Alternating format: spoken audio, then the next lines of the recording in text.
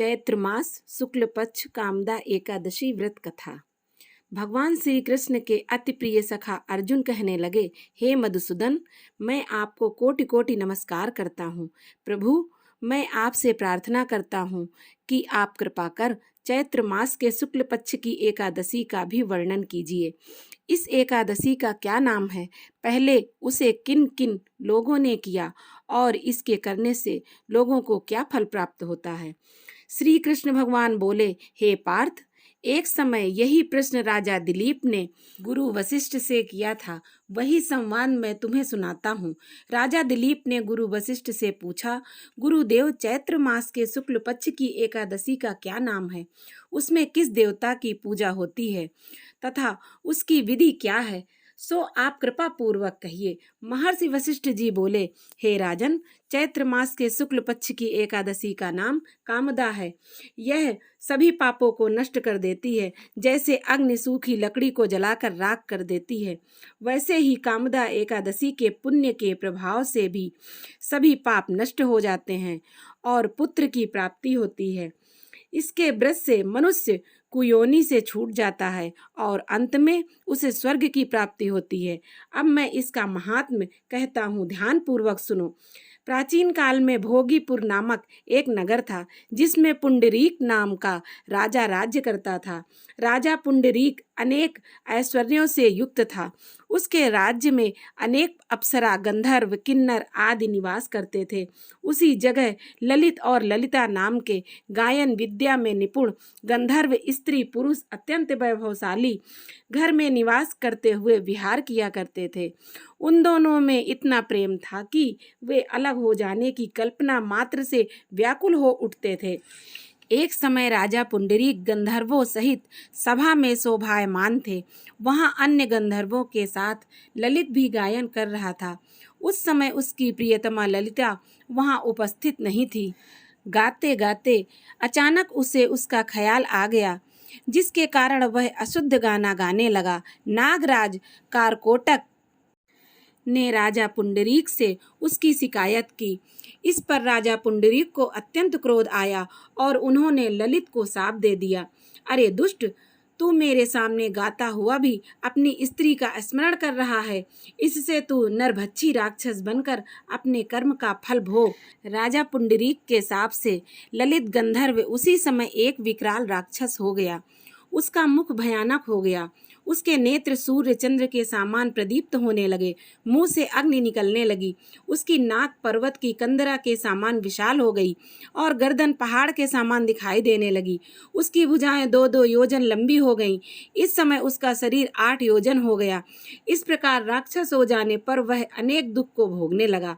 जब ललिता को अपने प्रियतम ललित का ऐसा हाल मालूम हुआ तो वह बहुत दुखी हुई। वह अपने पति के उद्धार के लिए विचार करने लगी कि मैं कहाँ जाऊं और क्या करूं, कैसे अपने पति को इस नरक तुल्य कष्ट से छुटकारा दिलाऊं। वह राक्षस घोर वनों में रहते हुए अनेक प्रकार के पाप करने लगा। उसकी पत्नी ललिता भी उसके पीछे पीछे जाती और उसकी स्थिति देखकर विलाप करती। एक दिन वह अपने पति के पीछे घूमते हुए विंध्याचल पर्वत पर चली गई। उस स्थान पर उसने श्रृंगी ऋषि का आश्रम देखा।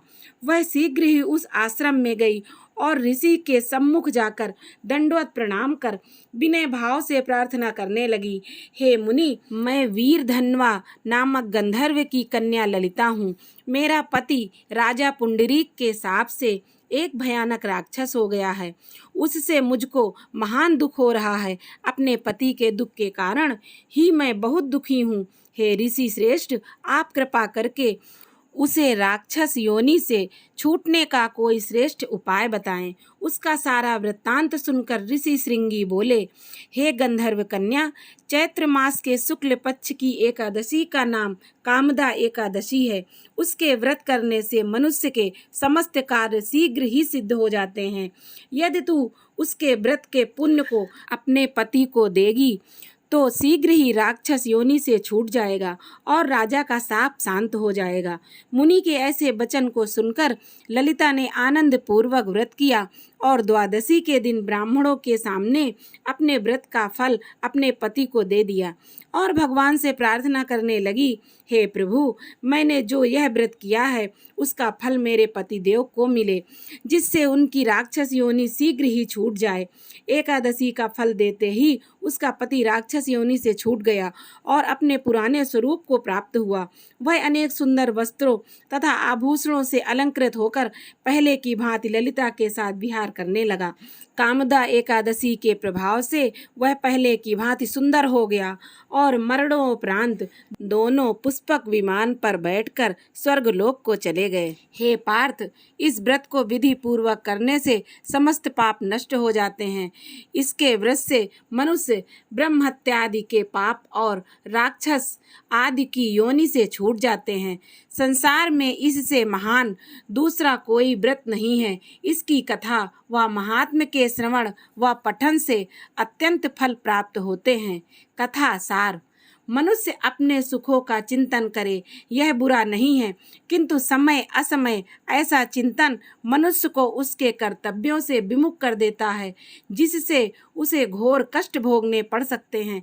गंधर्व ललित ने भी राक्षस होकर घृणित कार्य किए और कष्ट भोगे, किंतु भगवान विष्णु की कृपाओं का कोई अंत नहीं है। वह मनुष्य को उसका मनचाहा फल देते हैं, किंतु जब मनुष्य स्वयं कर्म करे और उसका फल किसी दूसरे को अर्पण करे तो उसका वह कर्म तब से भी अधिक प्रभावशाली होता है और पुण्य दान करने वाला देवतुल्य हो जाता है।